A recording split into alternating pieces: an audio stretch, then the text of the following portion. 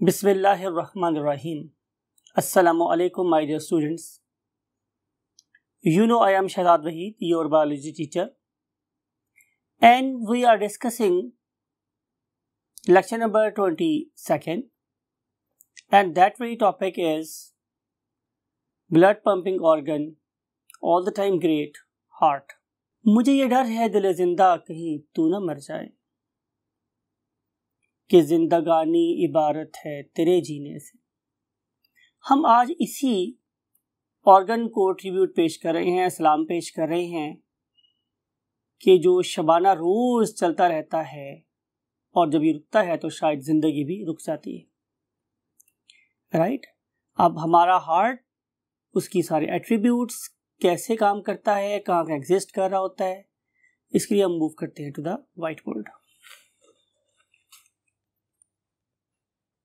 First of all, my dear future doctors, yes, I know few of them will be the cardiologist in their life, inshallah.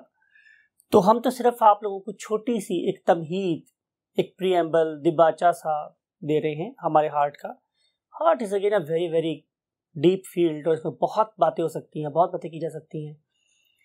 लेकिन again वही बात है कि हमें आप लोग इस लेवल पे मींस एफएससी के लेवल पे आप लोगों को सिर्फ उतना ही पढ़ाना है जो आप लोगों को मार्क्स दे सकता हो। तो बेटा बात यह है कि what is basically heart.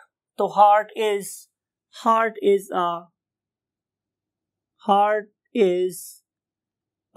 Muscular organ. Heart is a muscular organ that is used to receive and pump blood, right? तो आपके ब्लड का ऐसा मस्कुलर ऑर्गन, आप लोगों की बॉडी का ऐसा मस्कुलर ऑर्गन जो ब्लड को नॉट ओनली रिसीव करता है बल्कि पंप भी करता है, उसे हम क्या बोलते हैं? हार्ट। लोकेशन क्या है? अगर आपने अपने दिल से मिलना हो तो आप उससे कहाँ जाके मिल सकते हैं? तो आंसर है कि जो हमारा हार्ट है, it lies in the thoracic cavity. Heart lies in thoracic cavity. और आपको याद है, मैं लास्ट चैप्टर में पढ़ा था कि वो वाली कैविटी जिसमें हमारे लंग्स और हमारा हार्ट प्रेजेंट है, that very cavity is known as what? Thoracic cavity. और आपको ये वाली बात भी पता है कि हमारी थोरेसिक कैविटी बेसिकली किस चीज की बनी हुई थी? नंबर 1, ब्रेस्ट बोन और स्टर्नम, टाई बोन भी बोलते हैं हम लोग इसे, right? And then rib cage, and on the back mean dorsal side we had what? Vertebral column, right? तो अगर आप अपनी चेस्ट कैविटी का क्या करवाएंगे? एक क्रॉस सेक्शन करवाएंगे तो आपको पता चलेगा कि your heart is basically lying on the ventral side, because कि आपकी डॉर्सल साइड का जो मोस्ट एरिया है it is occupied by the lungs. तो खुदा ना खास्ता अगर किसी पर्सन के लंग्स में कोई इन्फेक्शन हो और हमने उसमें से पानी को विड्रॉ करना हो तो हम उसकी नीडल इंसर्ट करते हैं from the dorsal side, because के हमारे लंग्स डॉर्सल साइड पे एग्जिस्ट कर रहे हैं। लेकिन जो हमारा हार्ट है it is lying very close to the ventral side of chest cavity. अब हमारी वेंट्रल साइड पे कहाँ है? तो आंसर इज कि ये हमारे मिड, बिल्कुल सेंटर में, मीन हमारी ब्रेस्ट बोन के नीचे है, राइट? और ये दोनों केसेस हो सकते हैं, it may be tilted towards the left, right, जो कि आमतौर पे होता है। यानी कि 99.99% लोगों का जो हार्ट है it is lying on the mid left side of the thoracic cavity. But कुछ केसेस में, शायद आपने किसी मूवी में भी ये बात सुनी होगी कि कुछ केसेस में ये हमारे मिड राइट साइड पर भी लाई कर रहा होता है, but predominantly it lies in the mid left region of the thoracic cavity, right? इसको अंडरस्टैंड करने के लिए बेहतर है कि हम अपने इस पर्टिकुलर कैविटी का ये वाला क्या देखें? क्रॉस सेक्शन देखें। तो ये कहाँ एग्जिस्ट कर रही है? Definitely on the ventral side. Thoracic cavity beneath sternum, beneath का मतलब सुना नीचे, बीनीथ स्टर्नम, ठीक है, on mid left in ventral zone. तो सारी बातें मैं बता दी हैं, वेंट्रल जोन में है, मिड लेफ्ट इन पोजीशन है और हमारी स्टर्नम के नीचे है। तो ये चीजें जरूरी हैं to explain the exact position of what the heart. Now weight and size. अगर मैं आप लोगों के दिल को निकालूं और आप एक एडल्ट पर्सन है, मींस कि आप लोगों का कद एनाटॉमिकल पॉइंट ऑफ व्यू से या फिजियोलॉजिकल पॉइंट ऑफ व्यू से आइडियल है 5'8" और आपका वेट 72 kg है आइडियल, तो फिर आप लोगों के हार्ट का साइज कितना होगा? तो answer is weight of your heart is 300 ग्राम। 300 ग्राम का हमारा दिल होता है सिर्फ, और आपको शायद पता हो कि 250 ग्राम का एक पाव होता है। तो आपके दिल का वेट एक पाव भी, पाव से थोड़ा सा ज्यादा ही है, राइट, 50 ग्राम ज्यादा है। तो इतना वेट होगा और डेफिनेटली ये किस पे डिपेंड करेगा? उसके बॉडी इंडेक्स पे डिपेंड करेगा। हमने एवरेज लिया हुआ, इससे छोटा भी हो सकता है ज़ाहिर, हार्ट इससे बड़ा भी हो सकता है। अब किसी पर्सन का हार्ट इससे छोटा हो या बड़ा हो, किस पे डिपेंड कर रहा होता है? आप उस पर्सन से ये कहें कि आप अपनी जो मुट्ठी है उसे बंद करें, और इसके लिए हम एक वर्ड यूज करते हैं क्लेंच्ड फिस्ट, बंद मुट्ठी, राइट। तो मैं वर्ड लिख रहा हूं आप लोगों के लिए, that is equal to, I am talking about the size. So size is equal to clenched fist of the organism. जिन लोगों का बॉडी इंडेक्स बड़ा है, राइट, तो उनका जाहिर हार्ट का साइज बड़ा होगा क्योंकि उनके हाथ का साइज भी बड़ा होगा। लेकिन अगर आप लोग एक एवरेज पर्सन की बात करेंगे तो उसका साइज और उसका हाइट वेट वगैरह के लिहाज से ये आइडियल साइज उसी के फिस्ट के बराबर होगा। देखिए अगर एक बंदा अपने कद से छोटा है, ये नॉर्मल कद से छोटा है, तो जाहिर है उसका हार्ट भी छोटा होगा। और अगर आप इसको रिलेट करना चाहो तो definitely size of the heart is directly linked with the number of cells in the body, because heart is basically designed to supply oxygen to the whole body cells. More cells will demand a bigger heart and lesser cells will demand a smaller pump, right? So this is a basic logic कि हम उसको clenched fist से relate क्यों कर रहे होते हैं। And then the protection, अगर मैं आप लोगों की हार्ट की प्रोटेक्शन की बात करूं तो you know very well कि अब हमारी वेंट्रल साइड पे इसकी प्रोटेक्शन कौन कर रहा है? हमारी स्टर्नम और रिब्स, स्टर्नम प्लस रिब्स। और अगर मैं आप डॉर्सल साइड से बात करूं तो डेफिनेटली डॉर्सल साइड पे इसको हमारी स्पाइन और हमारी रिब्स क्या कर रही हैं? प्रोटेक्शन प्रोवाइड कर रही। ये प्रोटेक्शन है वेंट्रल साइड से और डॉर्सल साइड से। लेकिन अल्लाह रब्बुल इज्जत ने हमारे हार्ट को तमाम तरफ से एक और प्रोटेक्शन से भी नवाजा हुआ है। उसके लिए ऐसा करता है कि हम एक इशारे वाला दिल बनाते हैं, ठीक है। समझाने के लिए आप लोगों को फर्ज कर लेते हैं कि ये मेरे पास एक दिल है। इस पर्टिकुलर दिल को अल्लाह रब्बुल इज्जत ने किस चीज से प्रोटेक्ट किया हुआ है? एक मेम्ब्रेन से, something like it, and that very membrane is called as pericardium. इसके अलावा मेरे पास स्टूडेंट्स क्या है? पेरिकार्डियम। अब अगर मैं पेरी की बात करूं तो पेरी का मतलब होता है ऑल अराउंड, और ज़ाहिर कार्डियम का टर्म यूज होती है हार्ट के लिए। तो मेरे दिल के बाहर जो एक डबल मेम्ब्रेन बाउंडेड कैप्सूल है, राइट, इसे हम क्या बोलते हैं? पेरिकार्डियम। अब इसकी जो बाहर वाली लेयर है वो सिर्फ प्रोटेक्टिव कनेक्टिव टिश्यू की बनी हुई है, लेकिन जो अंदर वाली लेयर है it is secretary in nature. It can produce and secret a fluid that is basically lying between the heart muscles and pericardium, and that very fluid can be represented or shown by means of these particular dots. तो you can see कि ये dots किसने produce की हैं? Pericardium की inner membrane ने। और हम इसे नाम क्या देते हैं? हम इसे नाम देते हैं students pericardial fluid. Pericardial fluid,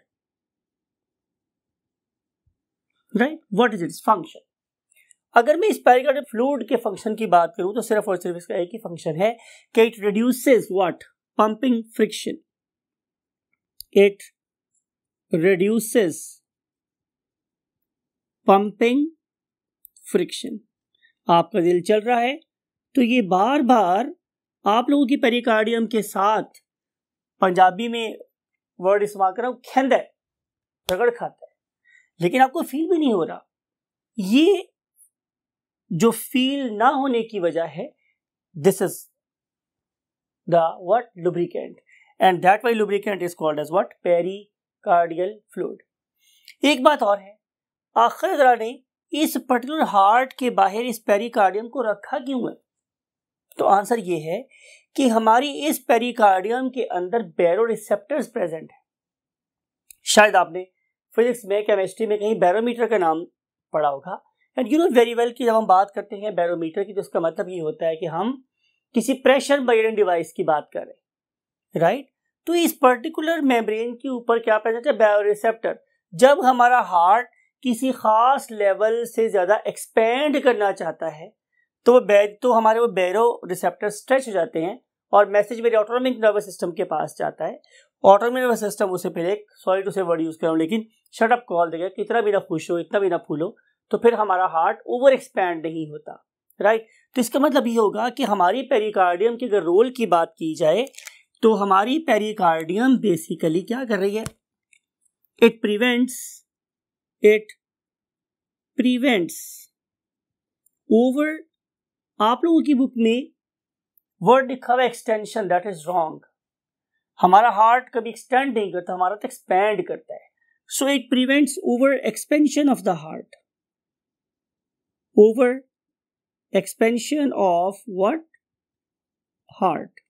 तो ये है बेसिकली हमारी इस पेरिकार्डियम का फंक्शन। खुदा रब्बुल इज्जत ने हमारे हार्ट को पेरिकार्डियम से, पेरिकार्डियल फ्लूइड से, स्टर्नम से, रिब्स से और वर्टिब्रल कॉलम से प्रोटेक्ट किया हुआ है। You got the point? Now we want to move to the next step, and that very step is called as what? Histology. And if I want to write histology, I have to eliminate, of course, few lines from here. Therefore, I always, you can suggest you people कि please take copy pen with you, open up your eyes, open up your brains, and try to note each and every point, right? So that it may be beneficial for you in your future life and in upcoming examinations, right? So, I am going to erase few lines. Please note it down. I hope you have done it, right? Look at this. I am going to create some space.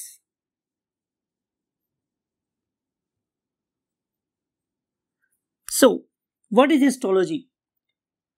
Study of the tissues under a microscope is called as histology. तो हम करते क्या है कि हम इस particular heart को लेते हैं, उसके मसल्स को स्पेसिफिक वे में फिक्स करते हैं और फिक्स करने के बाद हम उसकी सेक्शनिंग करते हैं using a very technical device known as microtome. और उस पर्टिकुलर माइक्रोटोम के अंदर बनने वाली स्लाइड्स को फिर हम कहाँ देखते हैं? Beneath microscope. तो जब हम उसे माइक्रोस्कोप में देखेंगे तो हमें क्या नजर आएगा? What is histology? Is basically the microscopic, it is the microscopic study of tissues, right?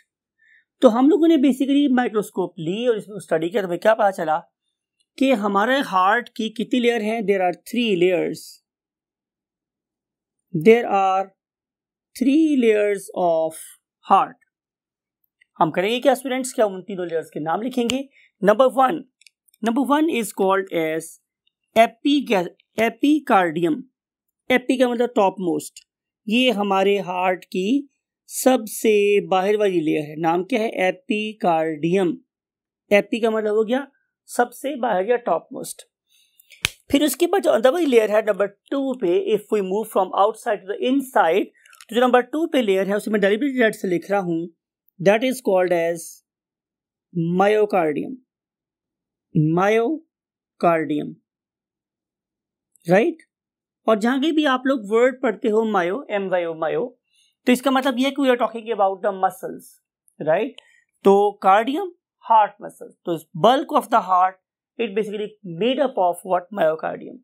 और उसके बाद हम चलते हैं नंबर 3 पॉइंट पे, और जो सबसे इनर मोस्ट लेयर है we call it as what? Endocardium. Endo, और आपको पता है कि एंडो का मतलब होता है इनर मोस्ट। तो मेरे हार्ट की जो सबसे अंदर वाली लेयर है उसका नाम क्या है? Endocardium, right?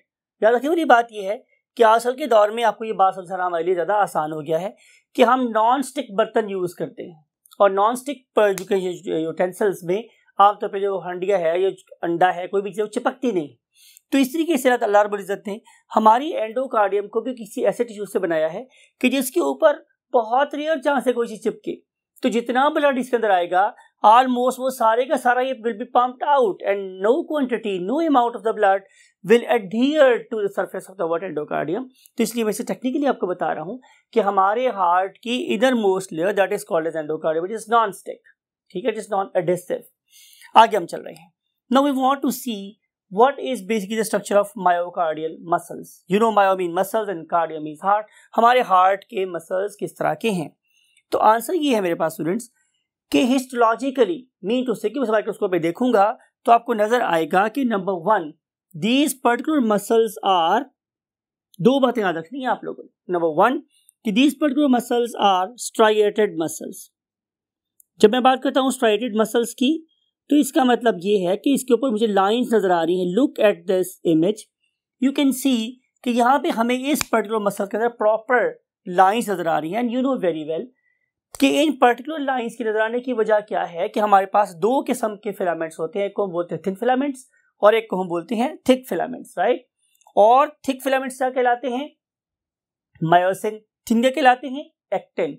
जब ये दोनों फिलामेंट दूसरे के ऊपर स्लाइड करते हैं तो उसके रिजल्ट में ये थिक एंड जिस तरह से ये हमारे लाइट और डार्क बेड प्रोड्यूस होते हैं, राइट। सो बात यह है कि ये है स्ट्राइडेड मसल्स, लेकिन look at your skeletal muscles, look at this diagram. इसमें आपको क्या नजर आ रहा है कि यहाँ पे भी हमें स्ट्राइशन नजर आ रही है, लेकिन there is a very big difference between the skeletal muscles and myocardial muscles. वो क्या है कि मायोकार्डियल मसल्स आपके कंट्रोल में नहीं है। कभी नहीं ये चाहा या हुआ आपके साथ कि आज दुनिया बहुत बुरी लगे, दिल को रोक लें, सुबह उठ के जुबान चला लेंगे, it is not possible, right. लेकिन जो आप लोगों के स्केलेटल मसल्स हैं they are voluntary, they are in your control, while heart किसी की बात नहीं मानता, राइट। यहाँ पे कंट्रोल में है ही नहीं, राइट। तो कहने का मकसद ये है कि इसका कंट्रोल इनवॉलेंट्री है, तो आई मस्ट राइट कि they are striated muscles with involuntary control. With what?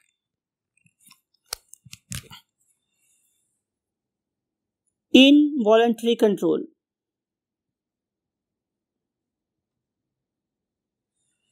एक बात और, आपने करना क्या है, आप जरा फिर दोबारा इस इमेज को देखें, और यहां पे मैंने एक मसल फाइबर लिया है किसका? स्केलेटन का, और एक मसल फाइबर लिया हुआ है किसका? हार्ट का। दोनों में डिफरेंस देखिए। यस, यू आर परफेक्ट कि अगर आप लोगों के पास स्केलेटल मसल्स हैं तो उसके फिलामेंट्स कैसे हैं? बिल्कुल सीधे सीधे, उसमें कोई ब्रांचिंग नहीं है। लेकिन हार्ट मसल्स में हमें ब्रांचिंग नजर आती है। एक और डिफरेंस, अगर आप लोग कार्डियक मसल्स को देख रहे हैं तो यहाँ पे जो जंक्शंस हैं between the two heart muscle cells we call them as tight junctions. लेकिन अगर आप इन्हीं जंक्शंस को देखते हैं, ऑब्जर्व करते हैं किसमें? स्केलेटल मसल्स में, तो आप लोगों को वहां पे गैप्स नजर आते हैं। What is the reasoning? अल्लाह ने क्यों यहाँ पे टाइट जंक्शन रखे हैं? सो दैट कि हमारे पूरे का पूरा हार्ट मसल एक सिंसिशियम के तौर पर बिहेव करे। अब सिंसिशियम मेरे पास क्या होता है? एक ऐसा टिश्यू जो एक वक्त में पैदा होने वाली किसको? नर्व इंपल्स को इकट्ठा रिस्पॉन्ड करता है, एक यूनिट के तौर पर रिस्पॉन्ड कर रहा होता है। अगर इनके दरम्यान में इतने ज्यादा स्ट्रॉन्ग टाइट जंक्शन ना होते तो हमें कितनी ज्यादा स्ट्रॉन्ग इलेक्ट्रिकल इंपल्स चाहिए होती और फिर भी हार्ट का एक पार्ट कॉन्ट्रैक्ट होता, दूसरा पार्ट कॉन्ट्रैक्ट ना होता। लेकिन ये टाइट जंक्शंस हैं जो इसे बहुत एक्सीलेंट कंडक्टर बना रहे हैं किसी का?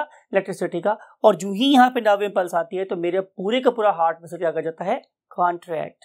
सो these are 3 basic differences between the heart muscles and skeletal muscles. Now we want to understand the physiology. Physiology mean function. तो फंक्शन आपको पता है, इसमें सिर्फ और सिर्फ इसका एक ही फंक्शन है, और वो फंक्शन माय डियर स्टूडेंट्स क्या है? To receive and pump the blood, यही उसका बेसिक फंक्शन है। तो हम यहाँ पे लिख लेते हैं कि इसने बेसिकली ब्लड को रिसीव भी करना है और उसने ब्लड को पंप भी करना है, राइट। अब हम मूव करेंगे नेक्स्ट पॉइंट की तरफ, और वो नेक्स्ट पॉइंट क्या है स्टूडेंट्स कि हम एक इमेज देखेंगे सबसे पहले नेक्स्ट कॉलम में जाने के बाद, और फिर हम उस पर्टिकुलर इमेज के रेफरेंस से जो तमाम डिटेल्स है वो डिस्कस करेंगे। So let's move to the next column of the board. So look at this particular image lying at the top of this column. ये डेफिनेटली किसको रिप्रेजेंट कर रहा है? हमारे हार्ट को, राइट। अब अगर आप इस पर्टिकुलर हार्ट को देखें तो नजर आएगा कि इसमें हमारे पास कितने नंबर ऑफ चेंबर्स हैं? 4। There are 4 chambers of heart. तो यहाँ पे सिंपली 4 का वर्ड लिख लेंगे, right. Now look at this, their names. Name मेरे पास क्या है? RT stands for right, right atrium. Can anybody utter the other name? Excellent, auricle. तो राइट एट्रियम या राइट ऑरिकल एक ही बात है। सिमिलरली अगर मैं लिखता हूं यहां पे राइट वेंट्रिकल, तो ये क्या बन जाएगी? मेरे हार्ट की कौन सी साइड? राइट साइड, ठीक है ना। और दरमियान में क्या होगा? जाहिर एक पार्टीशन।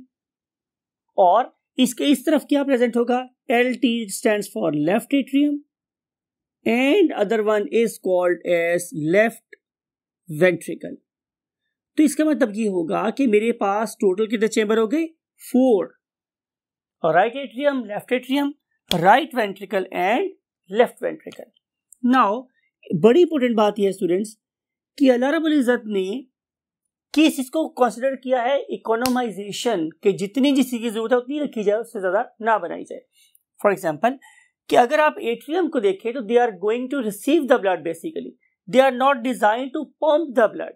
तो इस रेफरेंस से इस राइट एट्रियम और लेफ्ट एट्रियम की अगर आप वॉल्स को देखें तो they are basically very very thin walled. तो आप लिख सकते हैं कि अगर मैं थिकनेस की बात करूं तो जो एट्रिया हैं, atria, they are basically thin walled because their function is reception of blood. वो तो सिर्फ ब्लड को रिसीव करने के काम आते।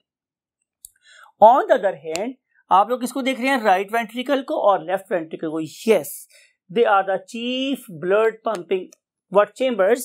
So these particular ventricles, they are basically what? Thick walled. So ventricles are thick walled. अगर आपको अल्लाह ताला ने निगाहे बीना अता की है, आप देख रहे हैं, आप गौर कर रहे हैं और आपके पास थिंकिंग ब्रेन है, तो आप देखेंगे कि आप लोगों के हार्ट की जो कौन सी साइड है स्टूडेंट्स? लेफ्ट साइड, जो मेरी राइट साइड पे होगी। It is more muscular. Compare सोचिए, तफक्कर पैदा करें और आप देखिए जो आप लोगों के हार्ट की लेफ्ट साइड है, राइट, आपके हार्ट की जो लेफ्ट साइड है, it is more muscular. Can any student give me the logic? Perfect. इसका आंसर मेरे पास यही है कि this particular side of the heart is basically going to pump the blood to the whole body except lungs. अब जाहिर है एक ऐसा बॉडी बिल्डर जो ज्यादा वेट उठा रहा है उसके मसल्स ज्यादा डेवलप करेंगे और एक ऐसा बॉडी बिल्डर जो कम वेट उठाएगा उसके मसल्स कम डेवलप करेंगे। Common sense. तो ये आप लोगों के हार्ट का जो कौन सी साइड है स्टूडेंट्स? लेफ्ट साइड है। It is basically something like a more powerful wrestler that is carrying you can say weight consistently for the longer period of time and heavy weight, so their muscles should develop. तो आप लोगों के heart के कौन सी side? Left side, more powerful than the left side. और जो आप लोगों की हार्ट की राइट साइड है, it is less developed because it is going to supply blood only to the lungs. तो इस तरीके से थिकनेस वेरी करती है नॉट ओनली एट्रियम से वेंट्रिकल के दरम्यान में, बल्कि वेंट्रिकल्स की आपस में भी। Try to understand the concept, right. Now we want to see the function, जैसे मैंने पहले बोल दिया है। फंक्शन इनका हमारे पास यही है कि जो एट्रिया हैं they are basically design to receive the blood, और जो मेरे पास वेंट्रिकल्स हैं they are basically use to pump the blood. तो ये इनके वेरी स्पेसिफिकली और राइट ऑन टारगेट जो है वो क्या फंक्शन लिख दी है मैंने। जी हम पार्टीशंस की बात करते हैं कि अल्लाह रब्बुल इज्जत ने हमारे हार्ट को 2 तरीके से डिवाइड कर दिया है। One of them is called as horizontal partition. Look at the blinking area जो ये ब्लिंक कर रहा है। This particular horizontal partition is basically separating superior parts of the you can say heart from the inferior parts of the heart, या basal part of the heart from the apical part of the heart। ठीक है, इस horizontal partition के result में basically हम heart को functionally isolate कर रहे हैं कि जब हमारे सुपीरियर पार्ट्स कॉन्ट्रैक्ट करेंगे तो इंफीरियर पार्ट्स कॉन्ट्रैक्ट नहीं करेंगे, और जब इंफीरियर कॉन्ट्रैक्ट करेंगे तो सुपीरियर पार्ट्स कॉन्ट्रैक्ट नहीं करेंगे, राइट। यानी कि जब ब्लड रिसीव हो रहा है तो पंप नहीं होगा और पंप है तो रिसीव नहीं होगा, इसे फंक्शनल डिवीजन। लेकिन अब आप इस पर्टिकुलर एरिया को देखें जो अब ब्लिंक कर रहा है।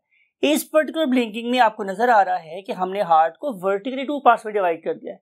Now look at this, left side of the heart is basically what, red. इसका मतलब है कि ये वाली साइड प्योर ब्लड को रिसीव कर रही है और पंप कर रही है। लेकिन अगर आप लोग इस पर्टिकुलर हार्ट के किसको देखेंगे, लेफ्ट साइड को देखेंगे, तो आपको नजर क्या आएगा, सॉरी राइट को देखेंगे, नजर आएगा कि ये बेसिकली ब्लड को, कौन सा ब्लड रिसीव कर रहा है, इम्प्योर, राइट।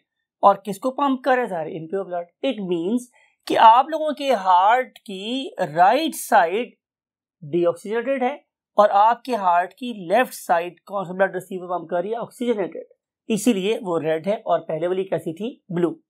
नाउ पार्टीशन आपको समझ आ गई। Now we want to discuss the valves. Look at this, partitions कौन कौन सी स्टूडेंट्स मेरे पास, एक हॉरिजॉन्टल है और एक मेरे पास कौन सी है, vertical, right. Horizontal basically timing control कर रही है, पंप कॉन्ट्रैक्ट करने की और रिलैक्स करने की, और वर्टिकल बेसिकली 2 किस्म के ब्लड को, मींस प्योर ब्लड को और इम्प्योर ब्लड को क्या कर रही है, सेपरेट कर रही है एक दूसरे से, right. Now we want to see कि वेव्स कितने हैं हमारे हार्ट में। तो हमारे हार्ट में टोटल जो आप लोगों के लेवल पर है वो कितने हैं, 4, ठीक है। आइए उनका नाम देखते हैं। पहले वो वाले वेव्स हैं जो, लुक एट दिस, जो एट्रिया और वेंट्रिकल्स के दरमियान में है, means between right atrium and right ventricle, left atrium and left ventricle. तो हम नाम के देते हैं AV valves, AV valves, atrioventricular valves, right. ये superior parts of the heart को इंफीरियर पार्ट से सेपरेट करेंगे, राइट। लुक एट दिस, कि अगर इसमें से मैं right side of the heart के वेल्व को देखूं तो वो ट्राइकस्पिड है। Look at this structure, look at this animation, कि इसमें आप लोगों को 3 मेम्ब्रेनस फ्लैप्स नजर आ रहे हैं, 3 मेम्ब्रेनस फ्लैप्स। तो अगर किसी चीज के 3 मेम्ब्रेनस फ्लैप हो तो हम उसे क्या बोलते हैं, ट्राइकस्प, राइट। लेकिन अगर आप left side of the heart को देखें तो उसमें आपको बाइकस्पिड वेल्व नजर आता है। इसका मतलब ये हुआ कि मेरे पास हार्ट में 2 किस्म के एवी वेल्व हैं, उनमें से एक का नाम क्या है, बाइकस्पिड, और एक का नाम क्या है, ट्राइकस्पिड, राइट। अगर आपने ड्रिल मशीन देखी हो तो आपको पता होगा कि ड्रिल मशीन में ड्रिल को होल्ड करने के लिए 3 जॉज हैं, समथिंग लाइक इट। तो ये जो 3 जॉज है, 1, 2 एंड 3, बेसिकली क्या है, ये जो 3 जॉज है ये बेसिकली क्या है, कस्प है, राइट। तो अगर मेरे पास ये कस्प देखे जाए कितने हैं, 3, तो क्या कराएंगे, ट्राइकस्पिड, और अगर ये देखा जाए तो बाइकस्पिड, राइट। आप मेरे से पूछ सकते हैं कि सर जब ब्लड मेरा कौन सा है, इम्प्योर, तो हमने ट्राइकस्पिड वेल्व लगाया हुआ है, और जब मैंने कंट्रोल करना है फ्लो ऑफ ब्लड ऑक्सीजनेटेड वाला जो पूरी बॉडी को जाना है तो मैंने बाइकस्पिड वेल्व लगाया हुआ है। तो इसी क्या लॉजिक है, तो सिंपल इसका आंसर ये है कि अगर आप लोगों के पास 3 छोटी बाइक्स हों तो they will not gain the speed, they will not more powerful as compare to 2 bigger bikes. तो जब अल्लाह ताला ने ये, अल्लाह ताला को ये मतलब डिजाइन कर रहे थे जब, तो तब पता चला कि बेसिकली जो मेरे हार्ट की कौन सी साइड है, राइट साइड है, यानी कि मेरे हार्ट की एक्चुअली जो लेफ्ट साइड है उस पर्टिकुलर साइड पे फोर्स बहुत ज्यादा जनरेट होने वाली, इसलिए left side of the heart में उस बड़ी सी फोर्स को अपोज करने के लिए शाही किला के 2 बड़े बड़े फटों वाले गेट्स लगा दिए गए, बड़े बड़े। लेकिन जो मेरे हार्ट की राइट साइड थी उसमें तो कम फोर्स जनरेट हो रही थी, तो उसके लिए 3 छोटे जो फ्लैप्स थे या डोर्स थे वो भी काम कर सकते थे। So this is a logic कि this particular bicuspid valve is providing what more stronger responsive force as compared to tricuspid valve. Therefore, bicuspid valve पूरी बॉडी अगेंस्ट फोर्स को बर्दाश्त करता है और ट्राइकस्पिड वेल्व सिर्फ लंग्स से अगेंस्ट करने वाली फोर्स को बर्दाश्त कर रहा है। तो it is a more powerful valve as compare to the tricuspid valve, right. फिर अगर आप ये देखें तो यहां से जब ब्लड ऊपर या नीचे की तरफ मूव कर रहा होता है तो यहां से जाने वाला ब्लड 2 डिफरेंट किस्म के ब्लड वेसल में मूव कर सकता है। I am talking about what? I am talking about the two more valves. One of them is called as pulmonary valve. Right? ये वाला valve आप लोगों के हार्ट की किस तरफ अटैच है? राइट साइड पे अटैच है, और राइट साइड का जब AV valve बंद होगा तो pulmonary valve ओपन हो जाएगा. It will supply blood to the lungs for the purpose of what? Oxygenation. On the other hand, आप लोगों के हार्ट की जो कौन सी साइड है? Left side. उसके अंदर एक और valve present, definitely bigger, but it is opening in opposite direction to the AV valve, right? यानी कि जो AV valve है हमेशा नीचे की तरफ खुलते हैं, और जो मेरे pulmonary और aortic valves हैं हमेशा ऊपर की तरफ खुलते हैं. So their location is different, their opening is different. Therefore, we can claim that these particular valves, they are basically designed to ensure the unidirectional flow of the blood. कि जो blood अंदर आ गया है वो वापस ना जाए, और जो पहले से मौजूद है वो हमेशा आगे की तरफ ही जाए. राइट?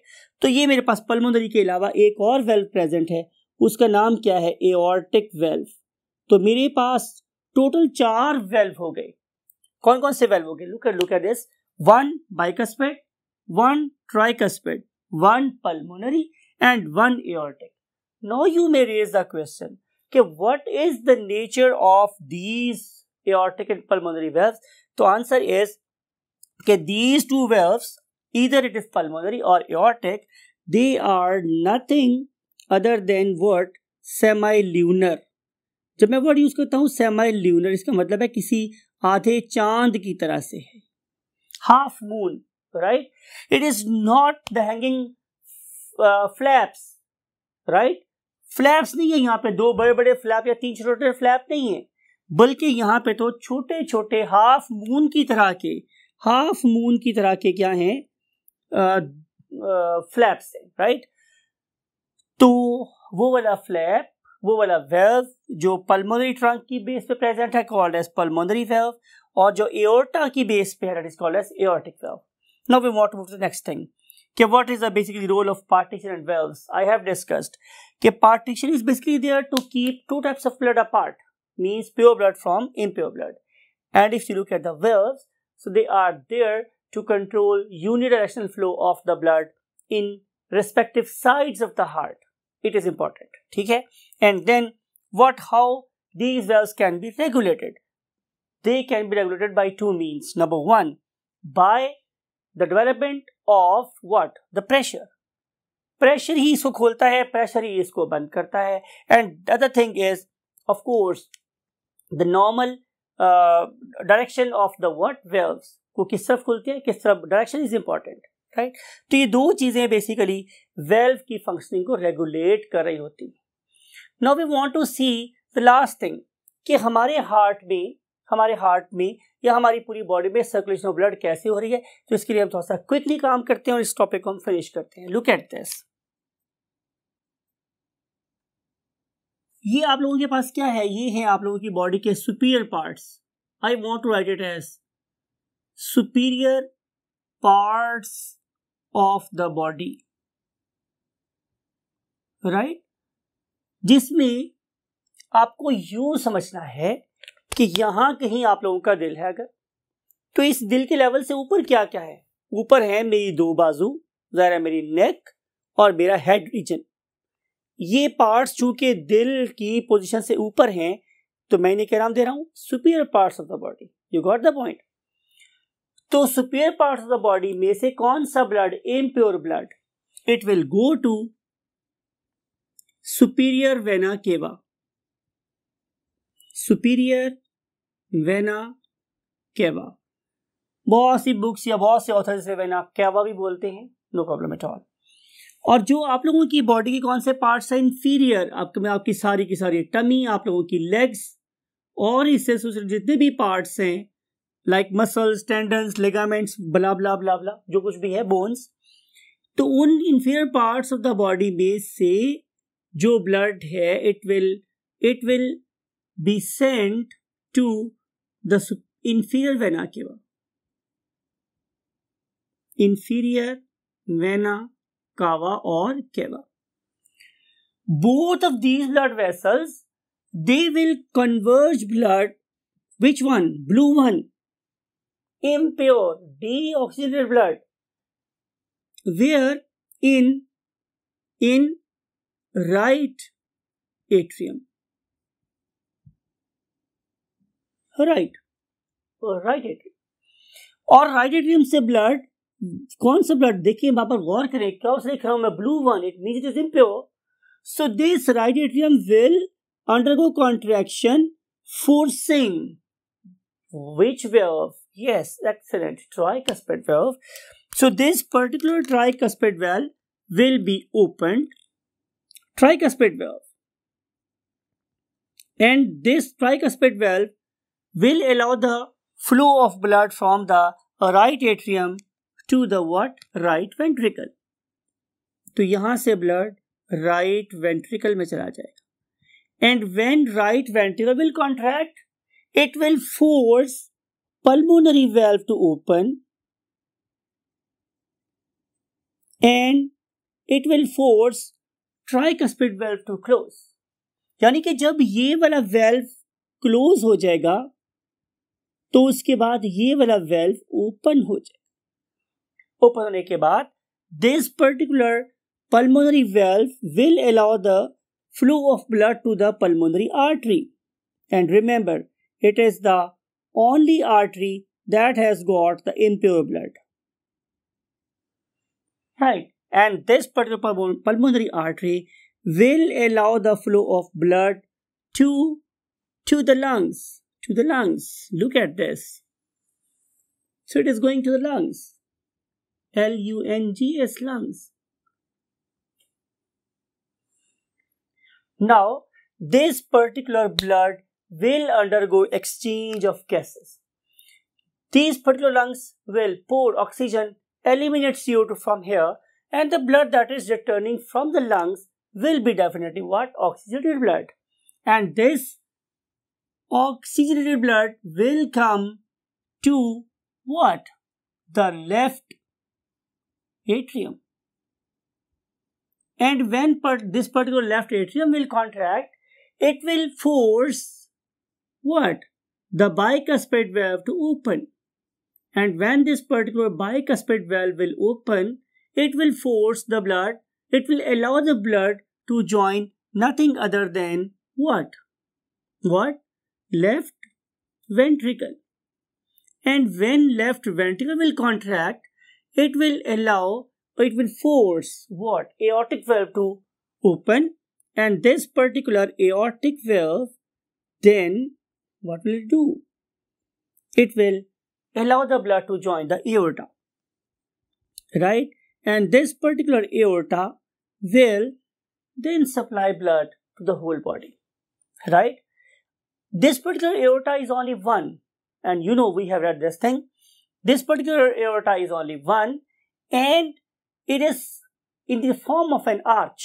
ये किसी arch की तरह से, right? और इसमें से branches निकलती हैं, that is supplying blood to the forearms. We call them as brachial arteries. Then the carotid artery supplying blood to the neck and head region.